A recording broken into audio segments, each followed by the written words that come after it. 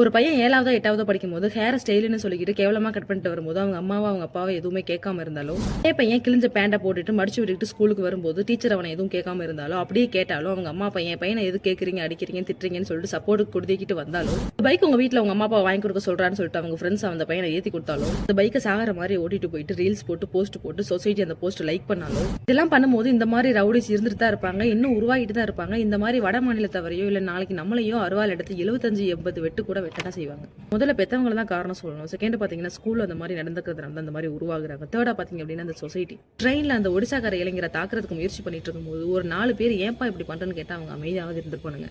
கண்டிப்பா அந்த ஒரு நைட்ல இந்த வீடியோ பிரபலமாகும்னு சொல்லிட்டு தான் இவ்வளவு பெரிய விஷயத்த பண்ணிருக்கானுங்க. சட்டம் தான் சிறுவர்னு சொல்லுது. சிறுவர்களுக்குலாம் பார்த்தோம் அப்படின்னா ஐக்யூ லெவல்ல ரொம்ப அதிகமா இருக்கு. ஏன் அந்த ட்ரெயின்ல இருக்கிற டிடிஆர் வெட்டி இருந்தா என்ன இருக்குன்னு சொல்லிட்டு அந்த பசங்களுக்கு தெரிஞ்சிருக்கும். ஒரு பெண் போலீஸ் மிஸ்பிஹேவியர் பண்ணியிருந்தா என்ன இருக்குன்னு தெரிஞ்சிருக்கும். ஏன் ஒரு போலீஸ் லைட்டா வெட்டி இருந்தாலும் என்ன இருக்குன்னு தெரிஞ்சிருக்கும். அப்போ வந்து ஒருத்தன் பலவீனமானவன், மொழி தெரியாதவன், நிராயுதபாணி, அவன் கையில ஆயுதம் இல்ல, இந்த மாதிரி ஒருத்தனை தாக்குறாங்க அப்படின்னா அவங்க எப்படி நம்ம சிறுவர்கள்னு சொல்றது? எப்படி வாக்களிக்கிறவங்க வயதை 21 18 குறைச்சாங்களோ அதே மாதிரி இளவர்களின் வயதையும் கண்டிப்பா குறைச்சாகும். சரி, இதெல்லாம் நடந்துருச்சு. BNSல 307 அட்டெம்ப்ட் டு மர்டர் சிறார் சீர்திருத்த பள்ளியில வச்சிடறாங்க. இவங்க எல்லாம் சரியாயிருவாங்களா? திருந்திருவாங்களா? மாறிடுவாங்களா? வாய்ப்பே இல்லை. இன்னும் படுபயங்கர ஜாம்பவான்களா தான் வெளியில வருவாங்க. சிறார் நீதி சட்டம் பிரிவு 18 உட்பிரிவு 1C என்ன சொல்லுது அப்படி பார்த்தோம் அப்படின்னா, இந்த மாதிரி பண்ற பசங்களுக்கு ஒரு நல்ல கம்யூனிட்டி சர்வீஸ் கொடுக்கணும், லாப நோக்கம் இல்லாத நிறுவனங்களை போய் வேலை பார்க்க விடணும், பூங்காக்கள்ல போய் வேலை பார்க்க விடணும், லைப்ரரியில போய் புத்தகங்கள் வாசிக்க விடணும், ஹாஸ்பிட்டல்ல போயிட்டு தொழுநோய் பிரிவுகளில் போய் வேலை பார்க்கணும் அப்படின்னு சொல்லுது.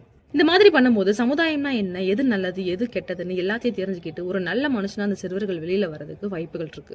தத்துவம் சொல்லுவாங்க, 5ல வளையாதது 50ல வளையாதுன்னு. அது என்னமோ உண்மைதான். சின்ன வயசுல இருந்து நமக்கு எது நல்லது எது கெட்டதுன்னு பார்த்து சொல்லி கொடுக்கறது என்னமோ நமக்கு பெத்தவங்க தான். சோ பெத்தவங்க கரெக்டா இருந்தாலே போதும், இந்த மாதிரி சிறுவர்கள் வளர மாட்டாங்க அப்படிங்கிறது மிகப்பெரிய உண்மை.